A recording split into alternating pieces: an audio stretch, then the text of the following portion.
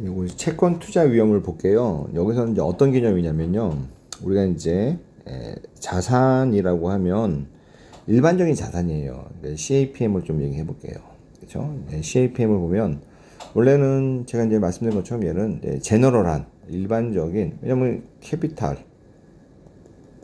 에셋 프라이싱이잖아요. 캐피탈 에셋이라는 건 장기성 자금이에요. 그래서 캐피탈 에셋은 조금 더 이제 구체적으로 얘가 뭐냐라고 지칭한다면 주식, 채권 뭐 이런 것들을 우리가 캐피탈 에셋이라고 해요. 그래서 CAPM은 이러한 캐피탈 에셋의 가격을 어떤 결정하는 그런 일반화된 모형이에요. 근데 우리가 이제 CAPM 실증 검색하는 것들을 뭐 2차 쪽에서 공부하겠지만 결과적으로 대부분요. 주식 시장을 가지고 검증을 해요. 왜냐면 그만큼 주식 시장에 주가 데이터가 많기 때문에요. 그래서 CAPM은 사실상은 어떤 일반화된 모든 자산에 대한 가치를 결정하는 모형이었지만 이게 이제 아무래도 이제 엠피리컬 테스트, 우리가 말하는 이제 실증 검증을 하다 보니까 주식 시장을 대상으로 실증 검증을 해가지고요. CAPM 하면은 실무에서는 주식에 대한 할인율, 다른 말로 하면 주주에 대한 자본 비용을 계산할 때 쓰는 거구나라고 사람들이 그냥 못을 박아놨어요.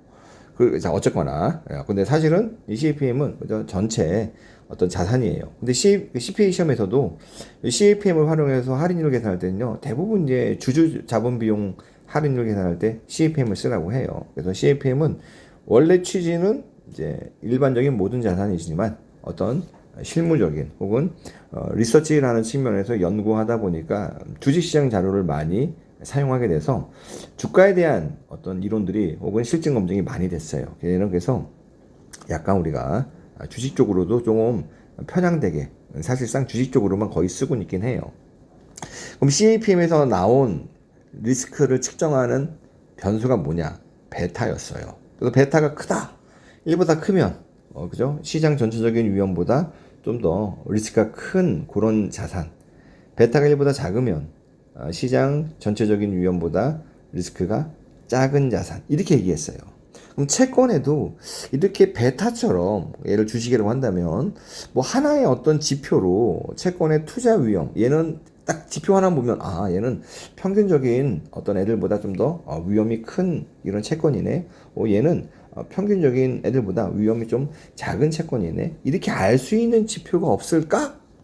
그게 바로 우리가 말하는 듀레이션이에요. 여러분들이 재무 관리를 조금이라도 공부해 보신 분이라면 이 듀레이션이라는 용어를 한번 들었어요. 듀레이션은 말 그대로 기간이에요. 그래서 얘를 막 심플하게 얘기하면 듀레이션은 굉장히 다양한 이제 베리에이션이 존재해요. 용어들이 그래서 우리가 알아셔야 할 게 일단 기본적으로 듀레이션이라는 말을 써요. 이 듀레이션을 처음 개념을 만드는 사람을요, 맥콜리라고도 하고, 뭐 어차피 영어 이름이니까 맥콜레이라고도 하고, 뭐 이상해. 하여튼 맥콜이야 맥콜. 요렇게 해서 맥콜레이 듀레이션, 그냥 죄송해요. 그냥 듀레이션 이렇게 얘기해요. 그래서 어쨌거나 그냥 우리가 듀레이션 하면 요 맥콜레이 듀레이션 혹은 맥컬리 듀레이션 혹은 맥콜리 듀레이션 다 그냥 같은 말이에요. 그래서 여기서 듀레이션은 어떤 거냐면은요, 내가 현재 돈을 투자했을 거 아니에요. 채권 산다고. 그럼 이 돈이 나갔겠죠? 그러면 이제 채권을 갖고 있으면서 앞으로 돈들이 들어와요. 이 C가 들어오고 마지막에 페이스 밸류를 가져가요. 그러면 내 돈을 회수하는데 걸리는 기간이에요. 이걸 듀레이션이라고 해요. 그래서 이 중에서 좀 더 엄밀하면은 시간으로 가중평균한, 그죠? 내가 채권에 투자한 돈을 회수하는데 걸리는 시간이다. 그래서 듀레이션이 긴 애들은요, 일반적으로 만기가 긴 애들이겠죠. 모든 게 동일할 때 채권 만기가 길면 아무래도 액면가가 대부분 저 뒤에 있잖아요. 그러니까 만기가 길면 회수하는데 오래 걸리고, 만기가 짧으면 회수하는데 오래 안 걸리죠. 그게 이제 우리가 일반적으로 이제 듀레이션을 얘기해요. 그래서 보시면 듀레이션이 왜 회수에 대한 지표냐라고 하면요, 이 듀레이션, 여기 맥콜리 듀레이션을요, 우리가 변형해가지고 수정 듀레이션이라는 걸 만들어요. 어떤 거냐면은 요게 제가 그랬어요. R하고 P, R이라는 게 이자율, P라는 게 채권 가격이에요. 어떤 관계식이 있잖아요. 우리가 얘가 얼마나 위험하냐 안 위험하냐는요. 예를 들어 이자율이 변동할 때 채권 가격에 대한 변동 정도를 안다면 그러면 굉장히 이 변동이 기울기가 높다면 이자율 변동에 대해서 채권 변동이 심하게 움직이는 거잖아요. 위험한 거. 그래서 우리는 변동이 큰 걸 위험한 거라고 해요. 상대적으로 변동이 작은 걸 위험하지 않은 거. 무위험은 변동 자체가 없는 거. 그래서 우리가 위험을 전부 다 변동이라는 걸로 가정을 해요. 그리고 변동이라는 걸로 우리는 측정을 하고요. 이 듀레이션이라는 게 이렇게 변동이라는 걸로 쓰기 위한 굉장히 좋은 기초 자료가 돼요. 자, 일단 용어도 뭐 듀레이션이고 요 채권 투자 금액의 가중 평균 회수 기간이다. 즉 내가 채권을 지금 돈 주고 사면 이 원금을 회수할 수 있는 시간 가중으로 한 거다. 그래서 다음 페이지 보시면 요게 듀레이션의 정의예요. 자, 볼게요. 요게 P0라는 거는 내가 채권 산 거예요. 요 C라는 건 이런 거예요. 예를 들어 요걸 3년이라고 할게요. 1년, 2년, 3년. 요 C가 나와요. C. 얘가 페이스 밸류. 1년 후에 얘를 가중 평균해요. 그러면은 1 곱하기 C. 시간으로. 얘는 현금흐름을, 그쵸? 얘는 2 곱하기 C. 얘는 3에다가 C 플러스 페이스 밸류. 이게 가중 평균이죠. 이거 다 현재, 왜냐면 우리가 내가 돈을 언제 내요? 이 돈을 사니까. 현재 돈을 내잖아요. 그러니까 얘네들도 전부 다 현재 가치로 할인하는 거예요. 그러니까 R의 제곱. 얘도 R의 삼승에다가 내가 투자한 금액. 뭔가가 나올 거 아니에요. 요 뭔가가 나온 걸 우리가 듀레이션이라고 얘기를 해요. 그래서 이 듀레이션을 맥컬레이 듀레이션, 맥콜레이 듀레이션이라고 해요. 그래서 여기 써있네. 듀레이션은 채권 투자를 했을 경우에 채권을 돈 주고 샀을 거 아니에요. 이 투자금을 회수하는데 소요되는 가중 평균 회수 기간이다. 그래서 듀레이션 어떻게 보냐면요. 회수 기간이 길면 굉장히 위험하다. 왜냐면 그 사이에 금리가 많이 변동할 수 있잖아요. 회수 기간이 짧으면 금방 회수하니까 상대적으로 덜 위험하다. 그래서 듀레이션 값이 크면요. 좀 위험한 채권. 듀레이션 값이 조금 작으면 덜 위험한 채권. 이렇게 얘기를 해요. 그리고 듀레이션은요. 뭘 가정하냐면 자, 금리라는 게 시시각각 변할 거 아니에요. 예를 들어 우리가 가정해 볼게요. 이게 시간이에요. 시간. 이게 금리예요. 만약에 우리가 어떤 게 1년, 얘가 2년, 3년이에요. 1년 동안 어디 투자 예금을 해. 그럼 예금 연평균 금리는 5%라고 해볼게요. 만약에 내가 2년 동안 투자하면 예금을 맡으면 이 금리는 좀 높아요. 5% 플러스 알파. 이런 것들을 우리가 항상 그런 거 아닌데 이런 것들을 현실 세계에서 더 많이 관찰해요. 왜냐면 우리가 이렇게 보죠. 우리가 이제 할인율을 얘기할 때, 이 할인율을 언제 얘기했냐면 아마 재무관리 한 2강쯤에 얘기했어요. 현재 가치 얘기하면서 할인율에 대한 구성 요소로 해서 표가 한 번 있잖아요. 표가요. 사람들의 뭐 시차 선호, 투자 기회, 물가, 리스크 프리미엄에서 요거 이자율, 할인율을 브레이크다운 한 거. 그 중에 시차 선호라는 게 있는데 시차 선호라는 건요. 사람들은 미래에 소비하는 것보다는요, 현재 소비하는 걸 좋아해요. 근데 우리가 예금한다거나 투자한다는 건요, 지금 소비하는 걸 포기하고 내가 미래에 소비하겠다는 거예요. 그러면 그 포기한 거에 대한 대가, 내가 참는 거에 대한 대가를 주는 거죠. 근데 그게 바로 시차 선호에 대한 보상이에요. 만약에 다른 거 다 무시하고, 요 시차 선호만 본다면, 내가 돈을 지금 쓰고 싶은데, 1년 동안 참고 안 쓰는 거야. 그러면은, 거기에 대한 보상이 5%야. 근데 만약에 내가 2년 동안 참고 안 쓰면 이 5% 좀 보상을 더 많이 줘야 될 거 아니에요. 이렇게 3년 동안 안 쓰면 그죠? 5 플러스 알파가 이제 2년 동안 안 쓰는 거잖아요. 여기다가 뭐 베타 퍼센트만큼 좀 더 보상을 더 줘야 될 거 아니에요. 물론 항상 그런 건 아니지만 일반적으로 우리가 이런 걸 기대한단 말이에요. 이런 게 실제로 더 많이 관찰되고 그러다 보니까 시장 금리는요. 1년 동안 내가 예금했을 때 금리하고 2년 동안 예금했을 때 연평균 금리, 3년 동안 예금했을 연평균 금리를 보면요. 요게 밑에 여기 어디냐면 여기가 만기라고 한다면 이렇게 관찰되는 게 좀 많이 관찰돼요. 항상 그런 건 아니지만 많이 뒤에 가서 또 배울 테지만 이게 많이 관찰되는 거예요. 현실에. 물론 현실에서는요. 이런 것도 있고 이런 것도 관찰이 되긴 해요. 그러니까 만기가 길수록 오히려 금리가 떨어지고 만기가 짧으나 기나 그 금리가 같은 이런 것도 관찰이 돼요. 금리라는 건 시시각각 변하니까 다양한 것들이 관찰되는데 주로 많이 관찰되는 게 이런 형태가 많이 관찰돼요. 자, 우리가 지금 왜 제가 이 얘기를 했냐면 여기에서 보면은 요 수식을 볼게요. 얘는 1년 후에 나한테 들어오는 거죠. 얘는 2년 후에요. 그러니까 얘 현금 흐름은 T는 1년 후에 발생하는 거. 얘 현금 흐름은 T는 2년도. 얘 현금 흐름은 T는 N년도예요. 근데 모든 기간에 적용되는 R이 똑같아요. 할인율이 똑같다는 얘기잖아요. 그러니까 만기가 길면 일반적으로 이러한 금리 형태를 갖는데 지금 듀레이션을 가정할 때는요. 이런 지금 금리 형태를 갖는다고 우리가 가정한 거잖아요. 이걸 우리가 만기하고 어떤 금리와의 관계를요. 수익률 곡선이라고 해요.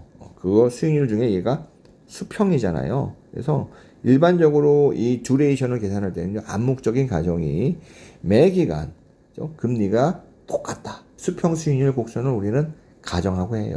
물론 만약에 금리가 이렇게 다르면 어떻게 해요?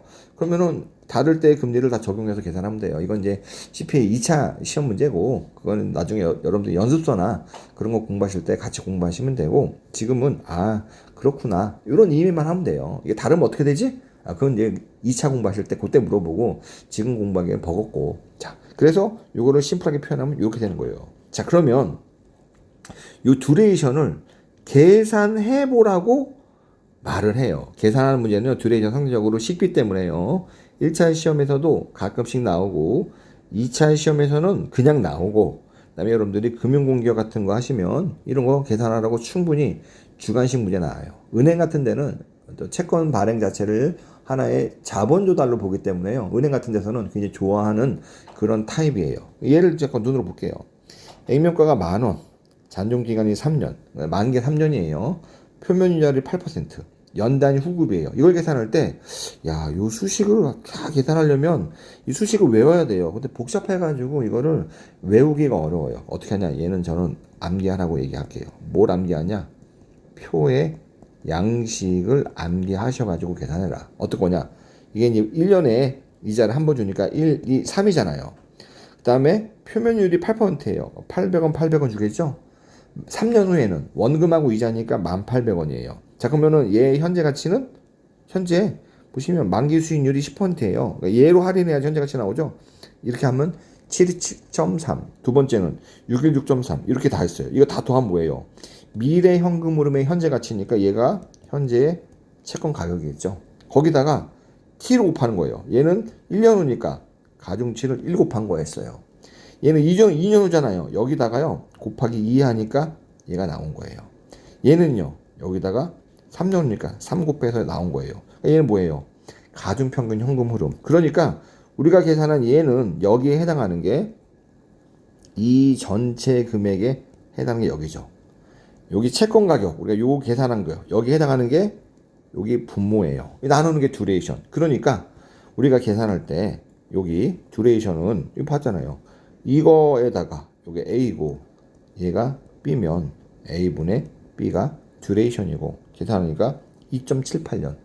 왜 만기는 3년인데 회수하는 거는 만기보다 짧죠. 왜 짧아요? 만기 이전에 돈을 받아가니까 하루라도 만기보다는 짧아질 거 아니에요. 그렇게 우리가 계산을 해요. 되게 좀 간단하죠. 그래서 여러분들 이걸요, 그 공식을 외워가지고 보려면 되게 힘들어요. 그렇기 때문에요, 요 듀레이션 계산한 건요, 요 표를 익숙해요. 표를 가지고 연습을 해보세요. 이건 손으로 풀어야지 이게 풀어지지, 손으로 안 풀면 풀려지지가 않아요. 그거 이제 주의하셔가지고 보면 되고. 자, 그 다음에 볼게요. 수정 듀레이션. 수정 듀레이션은 뭐냐? 듀레이션은 단순하게 그 회수 기간에 대한 시간으로 가중 평균하는 거예요. 사람들이 뭘 궁금하냐면 이거예요. 만약에 금리가 변동했어. 그러면은 채권 가격의 변동률은 얼마나 되지? 이거에 대해서 알려주는 게 수정 듀레이션이에요. 수정 듀레이션은요, modified duration이에요. 그래서 이거를요, 듀레이션 우리가 보통 D라고 써요, 대문자. 거기다가 M 이렇게 붙이면 얘를 수정 듀레이션이라고 해요. 수정 듀레이션을 만든 사람이요, 경제학자 힉스라는 사람이 만들었어요. 수정 듀레이션을요, 뭐 다른 말로는 힉스 듀레이션이라고 하는데, 이거는 뭐 알아두시면 좋고 몰라도 상관없어요. 왜냐면은 일반적으로 우리가 뭐 CPA 시험이나 일반적인 재무관리 어떤 수업에서 수정 듀레이션이라고 얘기하지 그걸 픽스 듀레이션이라고 잘 얘기하지 않아요. 그래서 여러분들 그냥 수정 듀레이션인데 얘는 정의가 이거예요. 델타 R 금리가 변할 때 채권 가격이 변동하는 정도예요. 이거를 보시고요. 눈으로 볼게요. 이게 일반화된 이 표체의 채권 가격이에요. 그죠? 금리가 변동할 때 채권 가격 변동은요. 요 수식을요. R이라는 변수로 1차 미분한 거예요. 미분하니까 이렇게 나오잖아요. 그죠? 거기다가 R을 빼주고, 이렇게 빼주고, 뭐 어쩌고저쩌고 빼주는 거예요. 그래서 이렇게 정리를 한 건데, 뭐, 그래서 이거를 여러분들이 내가 이걸 전부 다, 이걸 전부 다, 뭐라고 하지? 내가 이걸, 뭐, 유도하겠다 뭐 하시려면 해요. 근데 별로 해도 그만 안 해도 그만이에요. 왜냐면 우리는 결과를 알기 때문에 하시려면 해도 되는데 말리진 않아요. 저도 이 교재를 쓰려고 유도를 했지만 그렇죠? 그 이후에 유도를 거의 안 해요. 귀찮아가지고 안 해. 이렇게 계산한 건데 다시 그래서 듀레이션을 간다면 이렇게 되는 거예요. 여기가 금리예요. 자, R이 변하고 현재 금리가 여기라고 해볼게요. 그럼 여기는 뭐가 되냐? 여기면 여기 X축은요 P분의 델타 P. 이건 뭐냐면 채권 가격의 변동이죠. 그러니까 현재 금리가 여기 있으면은 얘 채권 가격 변동을 계산하면 이렇게 돼요. 왜냐? 금리가 올라가면 채권 가격이 떨어져. 그죠? 변동률이 마이너스 되겠죠? 금리가 내려가면 채권 가격은 플러스로 올라가니까. 이걸 반영해서 이렇게 이런 모양으로 나와요. 그럼 요게 기울기가 얘가 A번이에요. 어떤 애는 기울기가 B번이에요. A번하고 B번하고 이게 사체라고 해요. 회사체. 어떤 게 더 위험한 게 애들이에요. A하고 B 누가 더 위험하냐? A가 위험하죠. 왜? 금리가 변동할 때 더 가격 자체가 이 채권 가격이 더 급하게 변한 애들이 위험하잖아요. 우리가 위험이라는 건 변동성이라고 봤잖아요. 이렇게 이제 수정 듀레이션인데 얘를 정리해 보니까 어떻게 됐냐? 이런 식으로 정리한 거예요. 뭐냐? 자 볼게요. 자 볼게. 우리가 보시면 P분의 그러니까 델타 R분의 P분의 델타 P는 이렇게 계산했단 말이에요. 아 그래? 그럼 여기다가 양변에다가 델타 R을 곱해보자. 여기도 델타 R을 곱해. 그럼 얘는 어떻게 돼요? 없어지죠? 얘가 뭐가 돼? P분의 델타 P는 DM 곱하기 델타 R. 이게 뭐예요? 금리가 변동할 때 절대금리죠. 예를 들어 현재 금리가 10%인데 10%가 12%로 변동했어요. 올라갔어. 그럼 요 델타 R은 1%죠. 양수. 변동할 때 채권 가격이 몇 퍼센트 변동하냐? 오, 괜찮은데? 그래서 이렇게 계산해요. 그래서 이거를 좀 더 우리가 다시 쓴다면, 다시 쓰면 이렇게 써요. P분의 델타 P는 이게 그냥 듀레이션에다가 1 플러스 YTM, 만기 수익률 곱하기 델타 R. 그래서 시험 문제에서는요, 이 듀레이션을 주어지고 만기 수익률을 주어줘요. 그럼 이 자체가 뭐냐? DM, 수정 듀레이션이 돼요. 이 공식 있잖아요. 이거 외우세요. 이러면은 뭐냐? 이거의 어떤 기하학적 의미. 기하학적 의미가 이런 의미예요. 그러니까 YTM이 있고 있으면요. 그냥 의미상으로 봐요. X축 문제 크게 신경 쓰지 말고. 요게 이제 실제 채권 가격을 이렇게 볼록해요. 우리가 분수함수니까. 현재 시점에서의 요 채권 가격을 중심으로 접선을 그은 게 우리가 말하는 수정 듀레이션이에요. 그죠? 접선을 그은 게 혹은 수정 듀레이션 혹은 듀레이션이에요. 근데 듀레이션은 우리가 이게 뭐냐면 금리가 변동할 때 채권 가격에 대한 우리가 예측이에요. 뭘로 예측하냐? 듀레이션을 가지고 한 예측이에요. 실제는 얘가 실제예요. 그러니까 금리가 이렇게 떨어졌어. 실제는 가격이 여기까지 올라갔지만 우리는 여기까지만 간다고 예상한 거예요.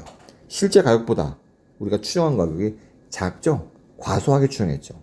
자, 그 다음에 금리가 올랐어. 그럼 우리는 실제는 가격이 여기까지 떨어졌는데 우리는 더 많이 가격이 떨어졌다고 예상한 거예요. 이거 우리가 예상치. 실제는 덜 떨어졌어요. 우리가 오차가 생기죠. 이런 오차를 좀 보정을 해줘야 돼요. 왜 이게 생기냐면 우리는 현재 금리 수준에서 접선의 기울기를 그었기 때문이에요. 곡선을 접선으로 만들었으니까. 이 오차를 보정해 주는데 이걸 보정해 주는 거 우리가 볼록성이라고 해요. 이건 이제 좀 이따 할게요. 자, 그래서 요 듀레이션이 이렇게 됐어요. 이게 수정 듀레이션이고 요거를 한다는 건 뭐냐? 채권 가격의 근사치를 아는 거예요. 다시 그림으로 가볼까요?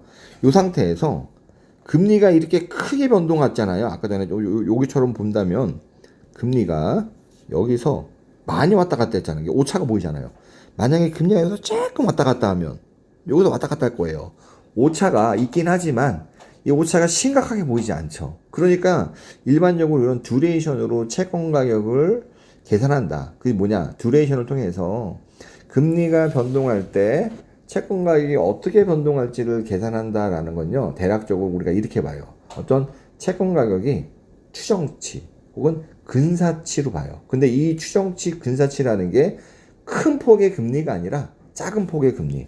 금리는 우리가 보통 1% 이렇게 알고 있어요. 근데 하루에요. 금리가 1%씩 이렇게 안 움직여요. 금리가 이렇게 1%씩 움직일 때는 언제냐면요. 경제가 불안정할 때. 경제가 어떤 망조가 들었을 때. 경제가 어떤 위기일 때. 그럴 때 하루에 1%씩 금리 하죠. 그래서 보통 금리를 할 때는요. 1%에 100분의 1로 나눠요. 이 100분의 1 우리가 1 BP라고 하고 B를 베이시스 포인트라고 얘기해요. 그래서 하루에 보통은요 10bp에서 20bp 정도 움직여요. 퍼센트라면 0.1%에서 0.2% 굉장히 조금 움직이잖아요. 그런 경우에 이렇게 듀레이션으로 채권 가격의 어떤 현재 금리에서 채권 가격이 금리가 변하면서 채권 가격이 변동하는 거를 듀레이션으로 측정하더라도 큰 오차가 없으니까 그냥 편의상 쓸 수 있어요. 근데 이거는 이제 하루잖아요, 하루. 근데 금리가 하루가 아니라 1년 동안의 기간으로 움직인다면 1년 동안에는 충분히 이런 퍼센트 단위로 금리가 움직일 수 있어요. 그런 경우에 듀레이션 쓰면요. 실제 여기까지 움직이고 여기까지 움직이면은 실제 채권 가격이랑 오차가 생기잖아요. 그럼 이 오차를 우리가 조정해 줘야 되는데 그때 조정하는 게 볼록성이에요. 자, 다시 얘기하면 듀레이션의 의미는 뭐냐?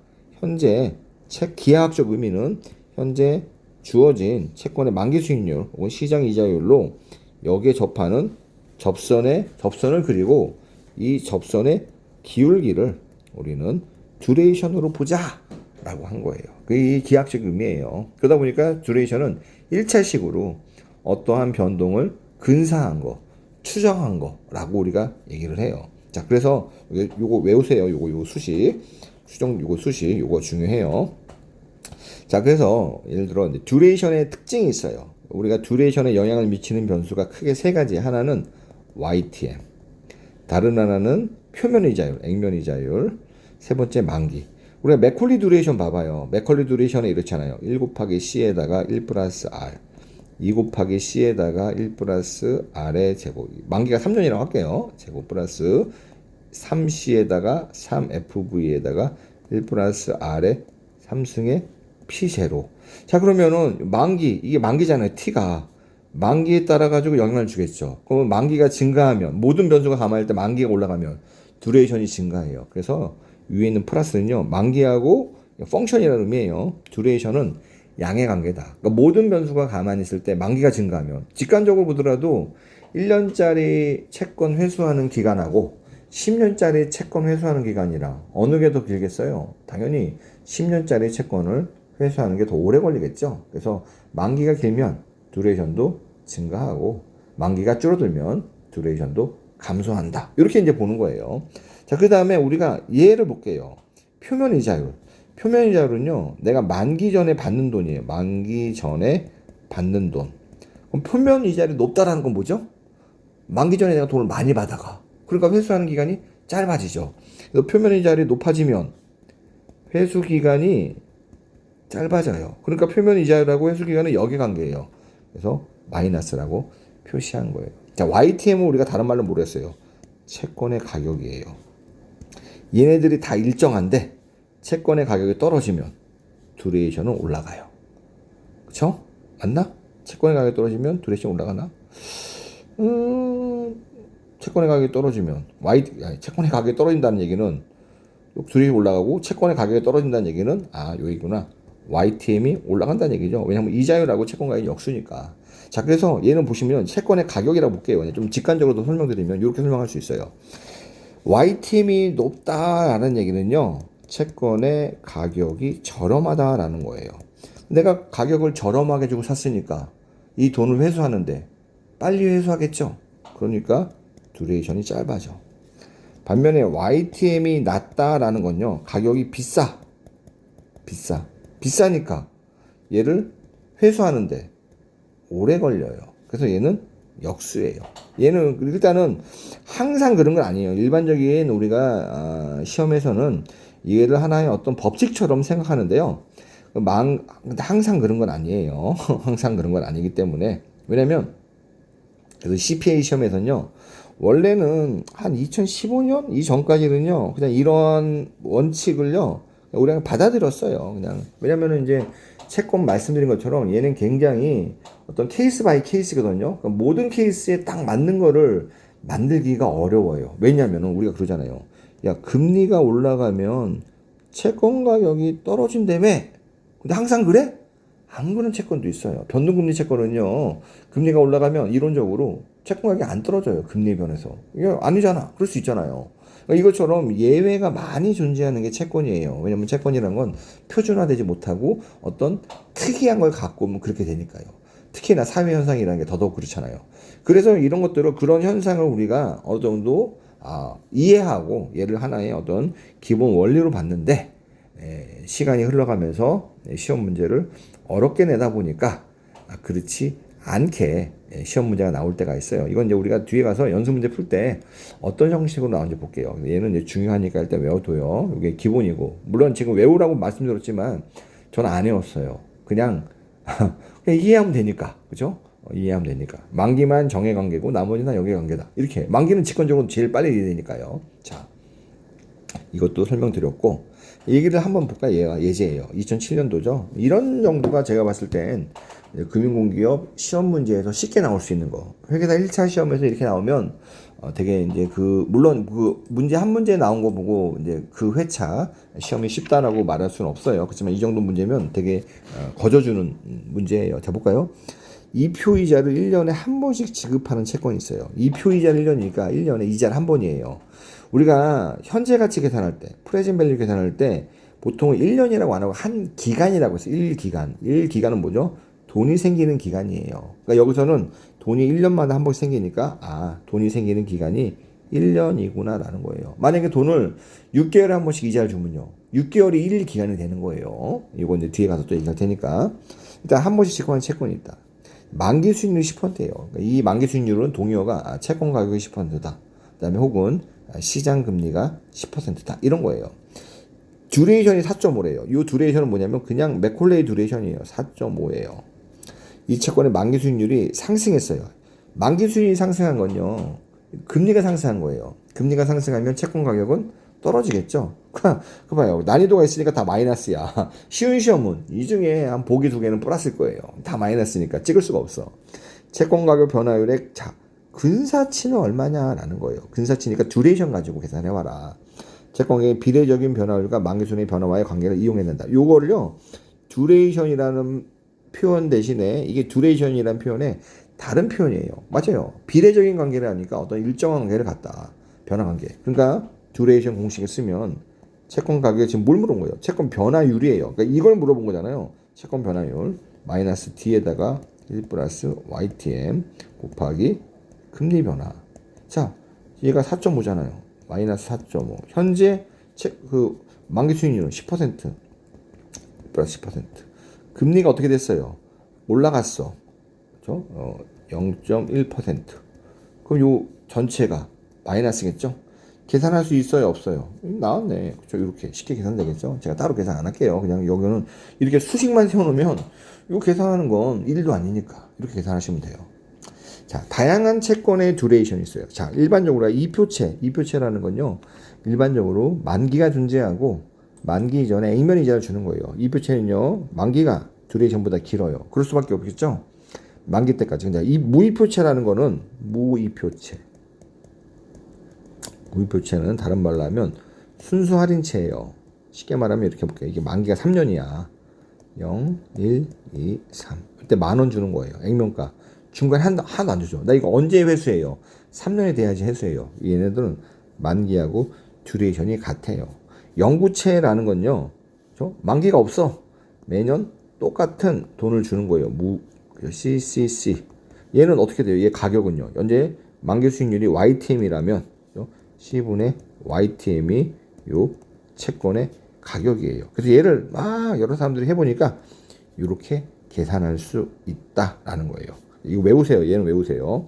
예를 들어 Y팀이 10%인 영구채니까 영구적으로 원금 회수가 안 돼. 야, 원금 회수가 안 되면 내가 듀레이션이, 그러니까 원금 회수가 안 된다는 게 영구적으로 액면가를 안 주는 거예요. 액면가 안 주면은 혹시 이거 회수 못 하는 거 아니야? 할 수 있죠. 왜냐면 액면가라는 게 큰 돈을 한 번에 주는 건데, 큰 돈을 한 번에 안 주더라도 매 기간 이렇게 액면이자라는 푼돈을 주잖아요. 언젠가 회수되겠죠. 그래서 예를 들어 Y팀이 이 공식대로 쓰면 1 플러스 10%, 10%. 여기는 1.1은 10%는 10배죠? 11년 동안 갖고 있으면 회수된다. 자, 그러면 얘는요, 참 애매해요. 왜냐면 이렇게 표현이 뭐냐면 이게 우리가 이제 어떤 그 체인 효과, 연쇄 효과까지를 고려하면 얘를 이렇게 볼 수 있어요. 여기서는 액면이자율과 관계없이 듀레이션은 만기 수익률에 따라 결정된다고 했어요. 자, 그러면 요 YTM이라는 거는 뭐에 영향을 받냐? 액면이자의 영향을 받을 거 아니에요. 예를 들어 액면가가 10,000원이에요. 액면이자율이 5%인 경우에 얘를 얼마씩 줘요? 1, 2, 3 이렇게 줄 거 아니에요. 그럼 얘를 5%니까 500원, 500원, 500원 이렇게 주잖아요. 500원에다가 R이 되면은 채권 가격이에요. 요 채권 가격. 만약에 이게 액면이자율이 10%라면 1,000원, 1,000원이에요. 그러면 1,000원에다가 R이면 채권 가격이에요. 그러니까 지금 채권 가격 자체는 액면이자율에 영향을 받아요. 채권 가격을 우리가 뭐라고 했어요? YTM이라고 다를 썼잖아요. 그러니까 얘는요, 어떤 단절된 관계로만 본다면 액면이자율은요, 듀레이션하고 관계없다. 그렇죠? 이렇게 볼 수 있지만 액면이자율이 높으면 뭐냐? YTM이 줄어든단 말이에요. YTM이 줄어들면 일반적으로 듀레이션도 같이 주는 경향들이 있어요. 그러니까 우리가 얘를 볼 때, 표면적으로 봤을 때는 액면이자율하고 듀레이션은 관계가 없다라고도 볼 수 있지만 어떤 연쇄 효과, 그거의 원인을 따져가면은 액면이자율하고 듀레이션하고 관계도 있구나. 그러니까 여러분들이 좀 더 깊이 있게 공부하려면 시험에서는 그렇게 나오니까 액면이자율하고 듀레이션이 관계가 좀 있다. 이 정도 이제 보시면 돼요. 여기서는 이제 따라 듀레이션이 변동하지 않는다라고 했지만 이 요 상태가 정해진 상태예요. 근데 이제 만약에 액면이자가 서로 계속 바뀐다면 요 YTM 요 자체도, 근데 액면이자는 사실 이게 참 표현이 애매한데 채권 발행할 때 정해진단 말이에요. 그러니까 한번 발행할 때 액면이자율이 정해지면은 액면이자율이 바꿀 일은 없어요. 그런 측면에서는 요 영구채의 듀레이션은 액면이자하고 상관없구나 이렇게도 표현할 수 있지만 처음에 영구채를 발행할 때 액면이자율을 몇 %로 할까? 이거에 따라서 듀레이션이 여러 가지로 나올 수가 있단 말이에요. 그래서 그렇게 보면 또 액면이자율은 또 듀레이션하고 관계가 있구나 라고도 볼 수 있어요. 그래서 이제 보통 시험에서는 이게 쉬운 시험에서는 액면이자율에 따라 만기 비율은 변동하지 않는다 이렇게 표현은 되지만 우리 CPA 시험 같은 경우에는 1차 시험에서는 액면이자율이 이제 어떤 채권 가격에 영향을 미치고 그 채권 가격에 영향을 미치는 건 다시 듀레이션에 영향을 미치기 때문에, 왜냐면 요 수식이 1 플러스 YTM인데 YTM이잖아요. 그러면 마치 이거를 함수로 표현하면은 1 플러스 YTM은 뭐의 함수냐? 액면이자율의 함수예요. 1 플러스 여기 YTM은 액면이자율의 함수. 그러니까 액면이자율이 바뀌면 YTM 바뀌니까 전체 값도 바뀐다. 자, 말이 좀 길었는데 결과적으로 뭐냐? 이렇게 보세요. 영구채 같은 경우에는 액면이자율에 따라서 듀레이션이 바뀔 수 있다. 이렇게 봐요. 자, 그래서 이게 보시면 이제 액면이자율 변화에 따른 듀레이션이에요. 일반적으로 우리가 그랬어요. 제가 아까 두하고 YTM, 그다음에 표면이자율 뭐였지? 만기하고 양의 관계, 얘는 음의 관계예요. 그러면은 만기가 늘어나면은 계속 듀레이션이 늘어나냐? 봐봐요. 이 보시면 표면이자 이렇게 낮은 애들이에요. 만기가 늘어나니까 여기가 듀레이션이에요. 늘어나. 근데 어느 순간 점점 줄어들어. 그러니까 크게 보니까 여기까지는 늘어나는데 여기까지 하락하는 구간이 생긴단 말이에요. 야, 뭐야? 잔존 만기가 늘어나면 듀레이션 늘어난다며. 근데 이 구간에서는요, 오히려 만기가 늘어나니까 듀레이션이 줄어드는 효과도 있잖아요. 그러니까 옛날에는 이렇게 시험 문제 안 나왔는데 이제 시험 문제를 어렵게 내려다 보니까 이런 식으로 나와요. 그게 말 문제로. 그래서 채권 말 문제는요, 굉장히 조심스럽게 하나하나 따져가면서 해야 돼요. 왜 그럴 수밖에 없냐면요. 자, 만기가 액면이자율이 0.2예요. 예, 0.2%예요. 만기가 1년일 경우에 듀레이션 있겠죠? 똑같은 0점인데 만기가 10만 년이야. 그때 듀레이션. 이 만기가 100만 년이야. 점점 뭐로 돼요? 무한대로 수렴할 거 아니에요. 그럼 만기가 길면 길수록 영구체로 수렴하겠죠? 그러니까 이 듀레이션도 영구체의 듀레이션으로 수렴하겠죠. 만기가 길면 길수록 결국 영구체랑 비슷해지니까요. 그래서 결과적으로 영구체 듀레이션으로 이렇게 수렴한단 말이에요. 그러니까 무이프체는 중간에 돈을 안 주기 때문에 만기에 따라 가지고 비례적으로 듀레이션이 증가하는 건 맞아요. 그렇지만 이러한 이표체 같은 경우는요, 이표가 너무 낮은 경우에는요, 오히려 이렇게 감소하는 구간이 존재할 수 있어요. 그래서 이건 좀 주의하셔야 돼요. 그 무이표체 듀레이션 만기인데 관심 있으신 분도 이렇게 보시면 되고. 자, 우리가 이제 포트폴리오인데 채권이 A라는 채권이 있어요. 얘 하나만 사나요? 이게 내 펀드야. 펀드인데 이게 채권 펀드예요. 채권만을 전문적으로 운용하는 펀드라고 할게요. 여기는 A 채권, B 채권, C 채권, D 채권, E 채권, F 채권 있어요. 그럼 이 전체 포트폴리오의 듀레이션 어떻게 계산하지? 우리가 포트폴리오의 베타는 어떻게 계산하죠? 베타 P는 W1, 베타 1, W2, 베타 2, N개라면 WN, 베타 N. 즉 포트폴리오에 포함되어 있는 모든 자산의 베타를 자신의 투자 비중으로 가중평균한 게 포트폴리오 베타였잖아요. 똑같아요. 듀레이션이건 수정 듀레이션이건요. 포트폴리오에 있는 각 채권의 투자 금액별로 가중평균해서 계산하면 포트폴리오 듀레이션이 된다라는 겁니다. 이자율 탄력성이 볼게요. 원래 이제 탄력성이라는 개념은요, 어디서 나오냐면 수요 곡선에서 나와요. 수요 곡선, 경제학에서. 탄력성이 뭐냐? 만약에 독립분석이에요. 가격 변화율에 따른, 그렇죠? 수요량 변화율, Q라고 할게요. Q. 이거를 탄력성이라고 해요. 즉 가격이 100원에서 110원이에요. 그러니까 쉽게 말하면은 절대값은 10밖에 안 변했는데 수요량은 얘가 10만 개에서 예를 들어 15만 개야. 그럼 절대값은 5만 개가 늘면 안 되지. 가격이 오르면은 수요량이 줄어드니까. 예를 들어 10만 개가 수요량인데 가격이 오르니까 얘가 8만 개로 수요가 줄어들어. 10만 개에서. 그러면은 수요가 2만 개 줄어들었어요. 가격은 얼마 올랐어요? 110원이니까 10원 올랐어요. 그러니까 10원하고 2만 개니까 이게 절대값들이니까 비교가 안 돼요. 이 절대값을 서로 상대적인 수치로 해야 되잖아요. 10만 개에서 8만 개는요. 2만 개 줄었지만 얘는 퍼센트지로는 10만 분의 2만이니까 20%가 감소한 거예요. 100에서 110원이 올랐어요. 얘는 절대 금액으로는 10원 올랐지만 그렇죠? 상대 금액으로는 10%예요. 얘는 10%하고 2니까 플러스 10%. 마이너스 20%. 값은 마이너스 2. 이게 마이너스가 뭐냐? 수요의 탄력성이에요. 가격 탄력성. 그러니까 탄력성이라는 개념은요. 서로 다른 절대값이 서로 다른 두 변수를요. 서로 상대적으로 만들어서 비교 가능하게 만드는 걸 탄력성이라고 해요. 자, 이자율 탄력성이 뭐냐? 금리가 변동할 때, 여기서 말하는 금리는 금리의 변동률이죠. 변동할 때 채권 가격의 변동률을 얘기하는 거예요. 이자율 탄력성. 얘를 보시면 얘는 P 곱하기 델타 A. 이거 계산하면 P 곱하기 여기 뭐냐 R 이렇게 쓰는 거죠. 이거 분모로 가고 얘는 바깥에 분자로 가죠. 델타 P 곱하기 R이에요. 그럼 얘를 가지고 이렇게 써볼게요. 이렇게. 얘를 쓰면은 델타 P분의 델타 R에다가 곱하기 R하고 P 이렇게 쓸 수 있잖아요. 어라? 잘 볼까? 뭐지? 보면은 야 보자.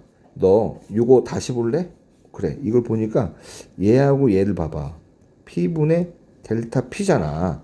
거기다가 델타 R분의 R인데 이 전체를 델타 R로 한번 나눠봐. 그쵸? 델타 R로 나눌 수 있을 거예요.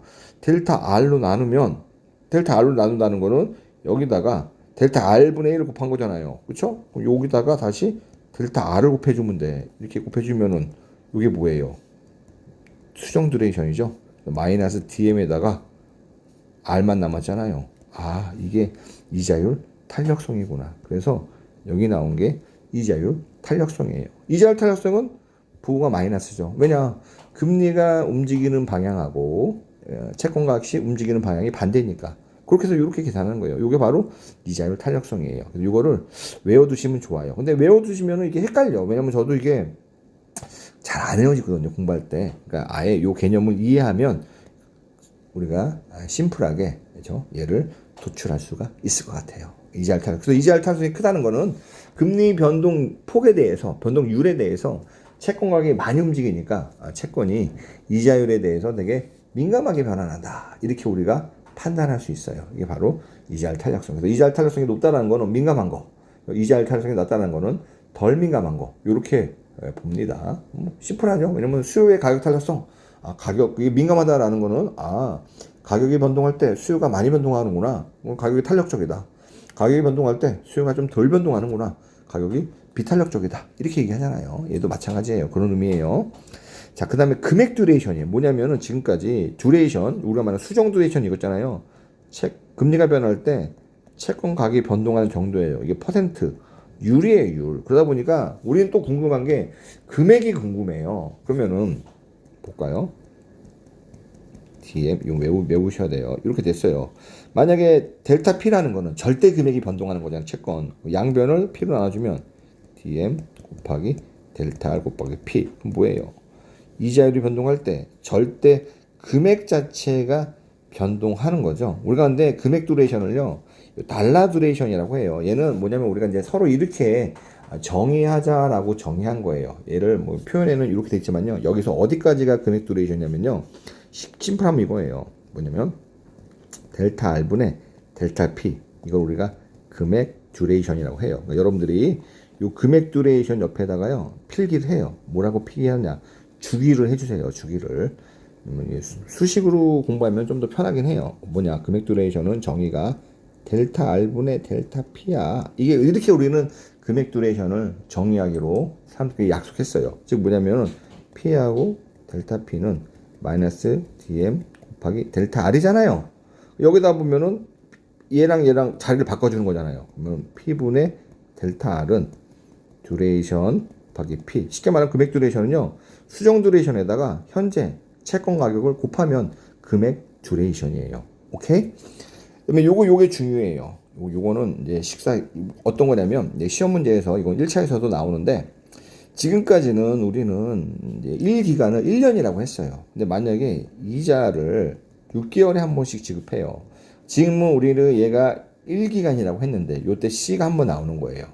6개월에 한 번씩 지급하면요, 우리가 지급하는 현금이 발생하는 기간을 1기간이라고 했죠. 얘가 1기간이 되고 얘가 2기간이에요. 쉽게 말하면 얘는 6개월, 얘는 6개월. 연간 이자가 예를 들어 10%면 6개월 이자는 5%예요. 5%고. 우리가 듀레이션을 구할 때 여기서 예를 들어 만기가 2년, 3년짜리면 아까 2.78년 이런 게 있었잖아요. 그럼 만약에 6개월씩 준다면 여기서 나오는 요게 우리가 6개월씩 주는 채권의 듀레이션이 2.78이었다. 요 2.78 기잖아요. 그럼 얘는 연으로 하면 나누기 2를 해줘야겠죠. 그래서 우리가 이제 듀레이션을 계산할 때, 이건 뭐 그냥 듀레이션 계산할 때요, 이자 지급 주기가요, 이자 지급 주기가 1년에 더 한 번보다 많이 준다. 그러면 맥콜레이 듀레이션을 계산하는데 여기다가요, 뭘 나눠주냐면 듀레이션 나왔을 거 아니에요. 거기다가 이자 지급 주기만큼 나눠줘요. 1년에 2번 지급한다. 나누기 2 이렇게 해줘야 돼요. 그래야 이게 연 환산하니까.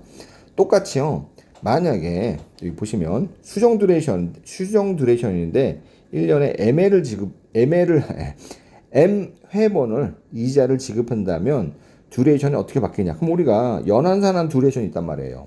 여기다 듀레이션에다가 1 플러스 YTM 하면 이게 우리가 말하는 수정 듀레이션이에요. 이게 이제 1년 기준으로. 근데 만약에 이자를 1년에 여러 번 지급한다. 그럼 여기다가요, 듀레이션에다가 YTM에다가 이자 지급 횟수만큼 계산하면 이렇게 1년에 여러 번 이자를 지급하는 듀레이션으로 바꿀 수 있어요. 이건 다 이제 뒤에 연습 문제 나오니까요. 그때 연습 문제 풀면서 이거구나라고 제가 또 한번 설명드릴 테니까, 지금 너무 어려운데 만약에 맞아요. 채권 많이 어려워해요. 그래서 너무 정상적이기 때문에 너무 자책할 필요 없고, 자주 읽어보고 또 뒤까지 쭉 같이 이제 공부하면 훨씬 나아지고, 2번, 3번 하면 더 나아져요. 이게 재무 관리가 어느 누구에게나 다 어려워하는 과목이기 때문에요. 첫 술에 배부르기가 힘들어요. 그렇죠? 그렇기 때문에 그냥 참고 내가 완강한다 이런 생각으로 가시면 돼요. 그다음에 이제 볼록성이라는 게 있어요. 보시면 이게 이제 수학적인 건데요. 우리가 여기에서 듀레이션을 이룰 거잖아요. 얘를 쉽게 말하면 이 듀레이션은요 근사한 거예요. 근사값이잖아요. 뭘 근사하냐? 원래 채권 가격을 근사한 거잖아요. 이 근사할 때 이 차이만큼 이 곡선으로 근사하면 더 좋은 거 아니냐? 그렇죠. 이 곡선으로 근사하는데 근사하는 또 수리적인 방법을 이 테일러라는 사람이 우리 이 테일러 하면 되게 아마 되게 유명한 수학자일 거예요. 누군지 모르겠지만 그래서 우리 경제학 공부하실 때 보면요, 이 테일러 확장이라는 걸 많이 써요. 혹은 맥클레인 뭐 급수 뭐 이런 것도 써요. 뭐 경제학에서도 어차피 다 수학 쪽에서 있는 수학들 차용해가지고 이거를 수리적으로 했기 때문에요. 근데 우리가 그것까지 할 필요 없어요. 뭐냐면은요, 어떤 함수값을 나타낼 때, 그것도 어떤 특정한 점에서 나타낼 때요, 그 함수값을 이렇게 쓸 수 있어요. 얘는 뭐냐면 어떤 특정한 점에서의 값, 그다음에 그 특정한 점에서 한 번 미분한 거와 함수값, 두 번 미분한 거와 함수값, 이렇게 세 번 미분한 거. 근데 보시면 우리는 야, 세 번, 네 번씩 미분하는 거 너무 힘들잖아. 여기서요, 한 번 미분한 거 값이 우리가 말하는 듀레이션이야, 수정 듀레이션. 그럼 요거 두 번 미분한 것까지 합치면 요거를 우리가 볼록성이라고 불러요. 그럼 세 번도 미분하면 되잖아요. 이거 미분을 많이 할수록 근사치가 점점 정확하니까 오차가 작아지잖아요. 맞아요. 근데 사실상 두 번까지 미분해서 이 전체 변화량이랑 나머지 더 한 거랑 거의 유의미한 차이가 별로 없어가지고요. 우리가 실무적으로는, 그다음에 이론적으로도 딱 두 번까지만 근사해요. 그래서 이렇게 하는데 이걸 어떻게 외워? 그렇죠? 그냥 용어 정도만 보시면 돼요. 야, 뭐냐? 이 볼록성이라는 거는 이 채권의 가격이 금리하고 채권의 가격 보면 이런 식으로 곡선이잖아. 그러니까 이 곡선을 요 차이 있잖아요. 직선하고 나는 요 차이, 오차. 요 오차를 보정해주는 하나의 수리적인 장치야. 그래서 이건 우리는 이 오차를 볼록성이라고 부를게. 그러니까 우리가 듀레이션으로 채권 가격을 예측했잖아요. 추정했잖아요. 추정인데 이게 뭘로 추정했냐? 그렇죠? 추정이니까 바이 듀레이션으로 이 추정한 거에다가 플러스 알파를 해야지 실제 채권 가격이랑 가까운 거잖아요. 요 알파가 5차였는데 이 5차 요 알파를 우리가 볼록성이라고 했다. 혹은 볼록성 효과. 그러니까 요 알파에다가 항상 듀레이션은 실제 채권 가격보다 적게 추정하잖아요. 그러니까 여기다가 더 애드 시켜줘야 되잖아요. 그래서 요 알파는요 항상 양수다라는 거예요. 양수. 물론 뒤에 가면 또 음수인 경우가 나오긴 하지만 일단은 양수로 우리가 이해하세요. 그래서 테일러 공식에 따라서 하면은 2차식까지 하면 이런 식으로 하다. 그럼 보면은 뭐냐면 2분의 1이 생겨요. 그럼 볼록성 효과를 이 전체를 우리가 볼록성 효과라고 해요. 자, 볼록성 효과라고 하는데 그래서 일반적으로 볼록성 그러면요. 얘를 우리가 컨벡서티라고 해서 C라고 불러요. 얘 값을 얘기해요. 그래서 어떤 교재에서는 이 전체를 가지고 볼록성이다라고 하시는 교재도 있고, 근데 일반적으로 우리가 여기 가운데 있는 두 번 미분한 요 값만 볼록성이라고 해요. 자, 이렇게 생겼는데 얘를 조금 더 우리가 표현하면 이렇게 되는데요. 얘를 다시 볼게요. 채권 가격이 변동하는데 수정 듀레이션하고 델타 R이에요. 이게 듀레이션으로 추정한 거예요. 그러니까 금리가 큰 폭으로 움직이면 이 듀레이션으로 추정한 채권 가격은요, 실제 채권 가격보다 과소하게 추정해요. 거기다가 2분의 1 곱하기 컨벡서티라는 걸 C라고 해요. 컨벡서티가 볼록성의 약자예요. 거기다가 델타 R의 제곱이에요. 자, 볼게요. 얘는 양수. 제곱이잖아요. 양수. C 자체도 양수예요. 모든 양수를 곱하니까 얘 값은 양수. 볼록성은 듀레이션한테 우리가 보정해 준다고 했잖아요. 그래서 이거를 표현하면 어떤 실제 채권 가격의 변동은 요 듀레이션에 의해서 변동하는 거. 여기 볼록성에서 변동하는 거. 두 개를 다 합치면 우리가 큰 오차 없이, 그러니까 큰 오차 없다고 말하는데 시험 목적으로는 그냥 정확하게라고 보시면 돼요. 그죠? 정확하게 실제 채권 가격의 변동을 계산해서 예상할 수가 있다. 이런 거예요. 볼록성의 수식을 보면요. 이렇게 생겼어요. 자, 보면요. 우리가 이제 볼게요. 듀레이션하고 비교해 볼게요.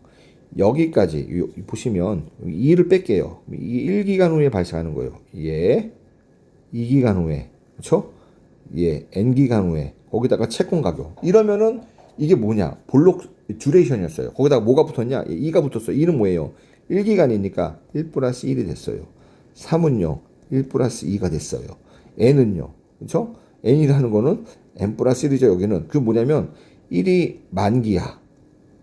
2가 만기야. 만기는 게 지금부터 아니 만기는 지금부터 언제 후, 그죠? 2년 후, 지금부터 N년 후, N년에다 1. 그래서 얘를 계산하면요.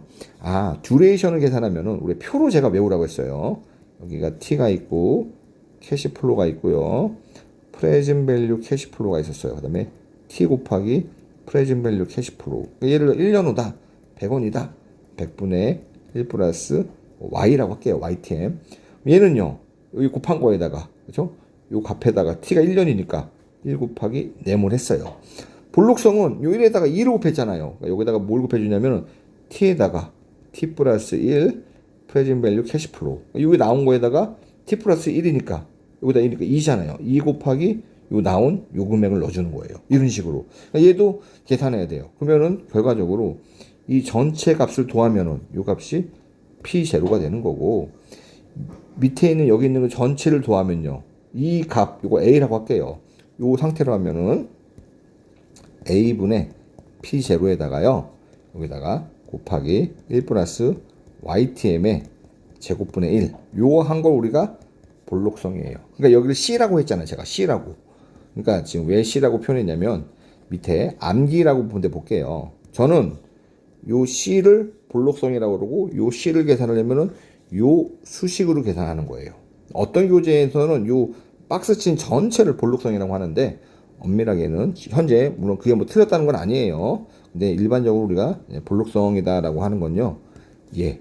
요 C에 대한 것만 볼록성이고 요 C의 값은 이렇게 계산해요. 중요한 게 여러분들이 여기까지 다 계산한 다음에요. 여기 만기 수익률의 제곱분의 1로 전체 값을 나눠주는 거를 빠뜨려 먹어요. 그래서 얘네들은 수식으로 외우면요. 답이 없어요. 수식으로 외우면 이거 어떻게 외워요? 이걸 어떻게 하려면요.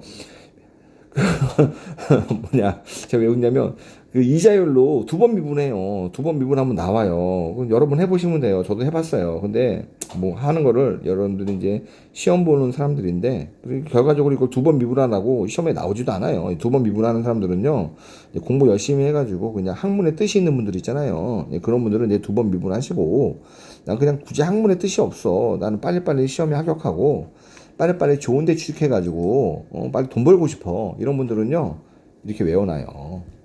너무 우리가 학문의 뜻을 둬가지고 공부하면 수험 기간이 길어지고, 혹은 어떤 시험을 내가 준비하는 거, 뭐 입사 시험이든 자격 시험이든 이게 길어지는 부작용이 생겨요. 물론 좋은 작용으로는 확실히 알 수 있는 그런 작용이 있지만 그건 뭐 나중에 합격하시고 하셔도 돼요. 자, 볼록성의 특징이 있어요. 얘는 특징이 뭐냐면요.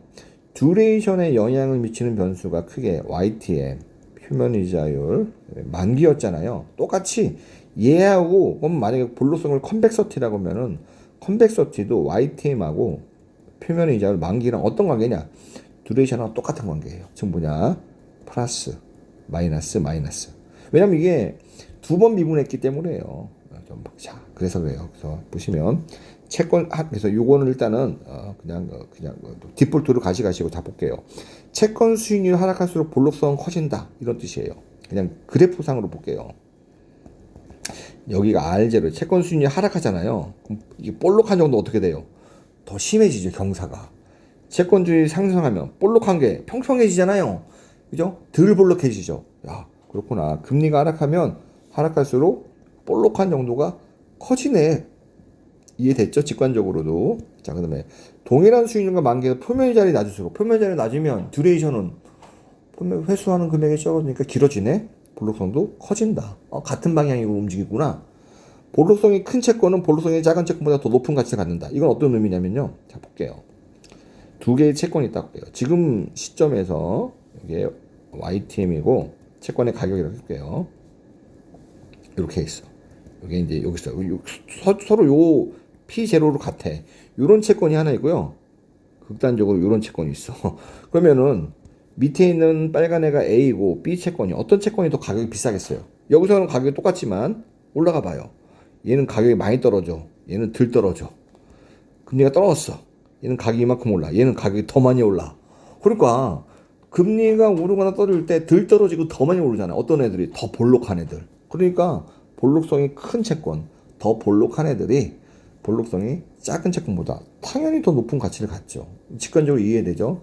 우리가 아직 수의상한 사채라는 게 배우지 않았고 수의상한 청구 사채라는 걸 배우지 않았어요. 이거는 뒤에 한번 또 얘기할 텐데요. 뭐냐면은 이제 옵션 쪽에서 한번 나와요. 그러니까 채권이랑 옵션을 결합해서 나오는 건데 이제 옵션이라는 게 어떤 권리예요. 여러분들이 재무관리 입문이나 이 정도는 공부하셨다고 좀 전제하는 거예요. 뭐냐면 일반적인 채권요 이렇게 가격이 돼 있어요. 그죠? 그래서 YTM. 자, 근데 우리 말이 이제 어려운데 수의라는 말이 한자어예요. 상환이라는 거는 채권에 돈을 갚는 거잖아요. 수의라는 건 내 맘대로. 그러니까 내 맘대로라면은 채권에 회사가 있어요. 회사가 채권을 발행한 사람, 발행자라고 그래요. 우리가 여기에 몇 분이야 벌써? 55분이 아니겠네. 아이고 투자자예요. 되게 길게 얘기하네. 자, 그런데 회사가 투자자한테 채권을 발행했잖아요. 투자자한테 돈을 줘요. 그러면서 뭐라 했냐면 나 이 채권을 만기 이전이라도 언제든지 상환할게. 대신 그 상환 가격은 우리가 지금 X라고 정할게. 상환 가격이 X예요. 금리가 막 떨어져. 그럼 채권 가격은요. 막 올라가다가 더 올라가면 그죠? 채권 발행한 사람은 채권 가격이 이만큼인데 내가 X의 채권을 상환하게 되면 요 차이만큼 이득이잖아요. 그러니까 상환할 수 있기 때문에 채권 가격이 이렇게 안 오른단 말이에요. 요 X 위로는 안 올라요. 요런 상태에서 볼록성이 어떻게 돼요? 음수 구간이 생긴단 말이에요. 이런 식으로 예외적으로. 제가 볼록성이 일반적으로 양수라고 했어요. 근데 이런 예외적인 경우에는 볼록성이 음수가 될 수가 있다라는 거예요. 자, 수의상한 청구 자체는요. 요청하는 거예요. 뭐냐면 채권을 사간 투자자가 야, 만기 전에 원래 만기 때 네가 나한테 상환해 줘야 되는데 만기 전에 내가 상환해 줘라고 요청하면은 너 내 채권 상환해 줘야 돼라는 거예요. 그럼 얘를 그림 그리면 이런 거예요. YTM이 있고 P가 있어요. 이렇게 일반 채권인데 서로 상환 가격을 이렇게 X라고 서로 약속한 거예요. 근데 금리가 떨어지면 채권 가격이 떨어져야 되는데 이 채권을 보유한 사람은요. 요 가격에 팔 수가 있어요. 그러니까 채권 가격이 이렇게 가다가 더 이상 안 떨어져요. 볼록이 어떻게 돼요? 더 강해지잖아요. 그죠? 그래서 볼록성이 강화되는 구간이 있어요. 그래서 볼록성이 일반 채권보다 커지는 구간. 얘가 빨간 애가 일반 채권이고 얘보다 볼록성이 커지잖아요. 이런 구간이 존재하는 게 수의상한 청구사채예요. 뒤에 한번 또 나오니까 또 옵션을 또 나오니까 그때 또 보면 돼요. 자, 볼록성을요 계산하는 문제. 여러분들이 회계사 2차 시험을 준비하잖아요. 그러면 2차 시험에서는요 채권 문제가 나온다. 볼록성은 무조건 나온다고 보면 돼요. 볼록성을 계산해봐라. 1차 시험에서는 볼록성 안 나와요. 볼록성을 계산하려면 볼록성 문제를 내고 내가 볼록성을 계산하고 있잖아요. 볼록성 계산 끝나고 이제 시험 종이 쳐요. 시험 종이 치면 어떻게 뭐 집에 가야지. 이런 식이 되기 때문에 여러분만 집에 가는 게 아니에요. 시험 본 사람 다 같이 집에 가야 돼요. 그래서 1차 시험에서는 볼록성을 잘 안 내요. 2차 시험에서 주관식으로 볼록성을 내요. 그래서 여러분들이 2차 준비할 때는 볼록성을 계산할 줄 알아야 돼요. 눈으로 보죠. 네, 물론 이해할 때도요. 볼록성 공식을 외우면 답이 없어요. 뭘 하냐? 표를 외우세요. 표. 보시면 현금으로는 똑같아요. 여기까지 외우면 우리가 뭐예요? 듀레이션이에요. 거기다가 얘를 더 곱해주는 거죠. 그러니까 보시면 우리가 여기까지 했잖아요. 이게 듀레이션이에요. 듀레이션 여기까지. 거기다가 뭘 했어요? 요게 뭐였어요? 우리가 앞에 가시면 여기 있잖아. 듀레이션에다가 만기 플러스 1. 얘가 T 플러스 1이잖아요. 얘도 T 플러스 1. 이걸 곱해준 것 뿐이에요. 요렇게. 이걸 쭉 해주면 이게 나오잖아요. 그럼 요 나온 값이 뭐냐? 요게 나왔어요. 그쵸? 그 다음에 밑에 있는 거. 요거죠. 요게 바로 채권 가격이잖아요. 그죠? 거기다가 채권 가격. 거기다 나온 거에다가 그죠? 만기 수익률의 제곱분의 1로 나눠줘야 되는 거예요. 그러니까 여기서도 보시면 이거 계산해 보시면 이런 거죠. 요 금액은 어떻게 나왔냐? T 플러스 1을 곱해주려면 그럼 이 T가 1이잖아요. 그러니까 곱하기 2를 하니까 얘가 나온 거예요. 그럼 얘는요. 2 플러스 1이니까 2하고 1이니까 3이잖아요. 곱하기 3을 하니까 얘가 나온 거예요. 얘는요. 3에다 1이니까 곱하기 4를 하니까 얘가 나온 거예요. 얘에다가 그죠? 채권 가격을 나눴죠? 거기다가 만기 수익률분의 1 하니까 27.35. 듀레이션, 볼록성 우리 양수라고 했잖아요. 양수 나왔잖아요. 이렇게 계산해요. 이건 계산할 수 있어야 돼요. 자, 얘는요, 아유, 잠깐, 계산한 게 싫어 죽겠다. 더 없나? 그쵸? 한번 그냥 눈으로 볼게요. 볼록성까지 고려하여 계산하시오예요. 잔존만기 3년, 액면이자 5, 액면가 10, 듀레이션이 2.6이에요. 듀레이션이 2.6이라는 건 일반적인 듀레이션이 2.6이에요. 우리가 2번 계산해 볼게요. 볼록성이 100일 경우에 현재 시장 이자율이 10%예요. 시장 이자율이 1% 하락했어요. 델타 R은 마이너스 1이에요. 이 경우 볼록성까지 고려해서 채권 가격의 변동률, 그러면 이 공식 외우라고 했죠. 앞에 나오는 거 DM 곱하기 델타 R 플러스 2분의 1 곱하기 C 곱하기 델타 R의 제곱이에요. 자, 그러면은 여기가 2.6년이죠. 마이너스 2.6에다가 만기순이익 10%예요. 1 플러스 10% 곱하기 금리가 마이너스 1% 하락이에요. 금리가 하락하면 채권 가격은 오르겠네. 마이너스니까. 플러스 2분의 1 여기 얼마냐? 볼록성이 100 곱하기 마이너스 1%의 제곱. 요거 계산하면 채권 가격 변동률이 나와요. 이렇게 계산하시면 돼요. 우리가 이제 듀레이션에서도 달러 듀레이션 있잖아. 달러. 그죠? 금액으로 환산한 듀레이션. 볼록성도 금액 볼록성이에요. 이거를 이제 달러 듀레이션이라고 해서요. DC라고 하는데 우리가 달러 듀레이션을 DD라고 해요. 뭘 했어요? DM에다가 곱하기 채권 가격 했잖아요. 이게 이제 달러 듀레이션이었고 볼록성은요. 볼록성에다가 채권 가격 곱하면 돼요. 그러면은 이제 금액적으로 알 수가 있는 거예요. 별거 없죠. 그래서 용어 정도만 아시면 돼요. 예제 7번 보시면 볼록성 있잖아요. 계산해 보세요. 아까 같은 거예요. 그러니까 똑같은 예제인데 같은 거예요. 한번 연습 삼아 이건 꼭 해보세요. 이번 시간 참 길었네요. 여기까지 하겠습니다. 네.